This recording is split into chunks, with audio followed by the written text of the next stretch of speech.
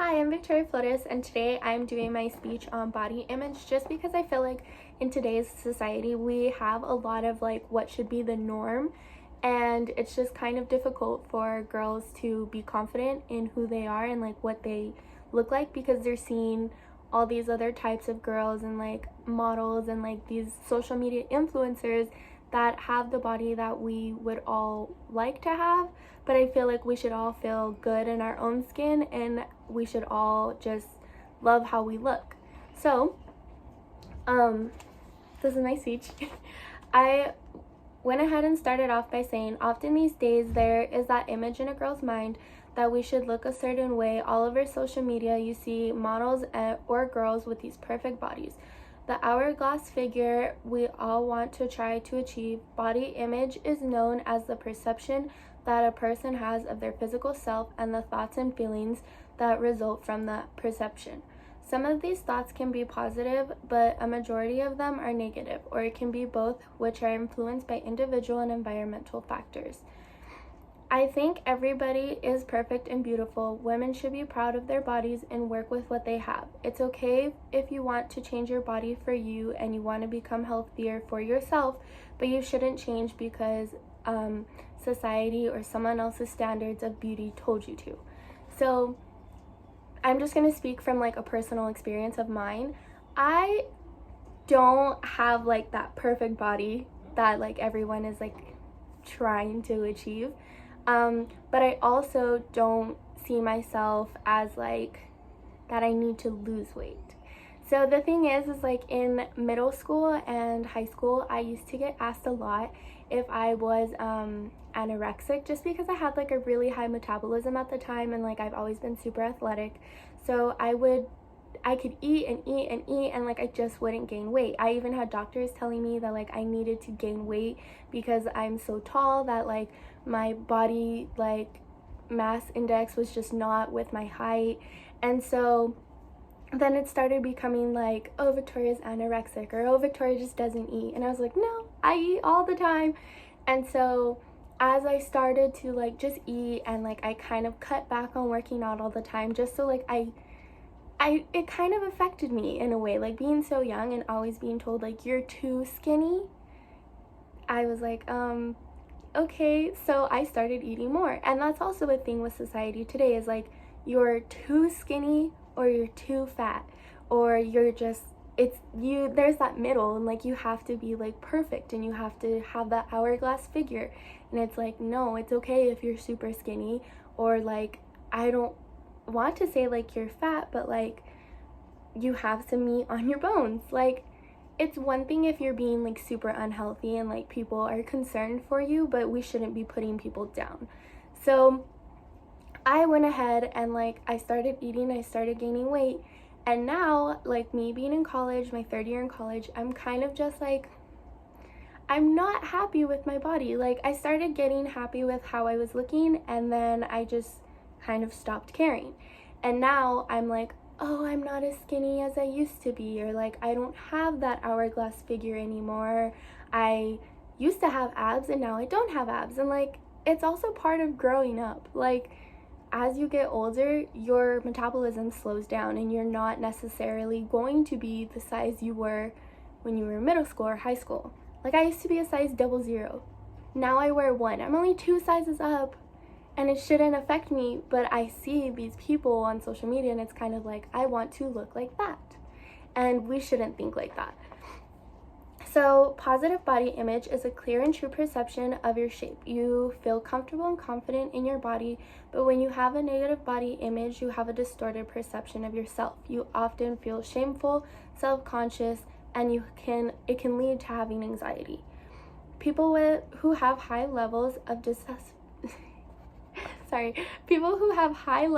dissatisfaction with their body are more likely to suffer from depression, isolation, low self-esteem, and eating disorders such as anorexia nervosa, which is a lack or loss of appetite for food, and bulimia nervosa, an emotional disorder involving distortion of body image and obsessive desire to lose weight, which leads to extreme overeating followed by depression. Self-induced vomiting or fasting. So I saw this study that the youngest age that like girls start to feel like body image issues was at the age of 6. And that's really sad because these girls are like the ones in middle school or like elementary school. You're 6 and you're in elementary school, and like you have girls bullying them because, oh, you're overweight, or like, oh, you're too skinny, like you're a twig, you're a stick, and like, or like you're too big and like you're really round. And it's like, no, like girls should support other girls. And like same thing goes with boys. Like boys should support other boys. Society should just support everyone in society in general. And I know that's like really hard, and that's like a really big stretch to say like we all should be positive and encouraging, because that's really hard. We have a lot of people who, if you don't see yourself as perfect, then you don't want to see the girls who are perfect as perfect. You want to put them down so they can eventually look how you feel. I read that there are 10 easy steps that, I don't want to say easy, but this is what the website described easy. Let's be honest, not all steps are easy. It's pretty difficult. But there's 10 steps that you can help improve your body image for yourself. It's appreciate all that your body can do. Keep a top 10 list of things that you like about yourself. So obviously, if you are throwing in this positive attitude into the world and you're like, okay, well, I like my smile, and like I have nice eyes, I like my hair, my arms aren't too big. Like if you can see the positive aspects of your body, then you won't want to focus on the negative. You may just want to improve what you think is not where you want it to be. Remind yourself that true beauty is not simply skin deep. So that's a big one. Like you can be a really beautiful person on the outside, but you can have a really ugly inside. So if you are a very beautiful person on the inside and you just like you radiate like all this positive energy, then that's gonna reflect on your body, and you're gonna think, okay, I look good today. Look at yourself as a whole person. Surround yourself with positive people. Shut down those voices in your head that tell you your body is not right or that you're a bad person. Wear clothes that are comfortable and make you feel good.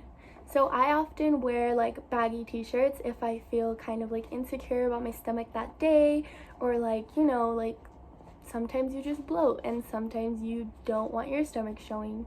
So baggy t-shirts, they're the way to go. Today I feel good. I feel like I look good, my outfit's good. Just put on something that makes you feel good.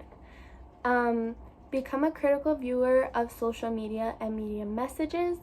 Do something nice for yourself, and use the time and energy that you might have spent worrying about food, calories, and your weight to do something to help others.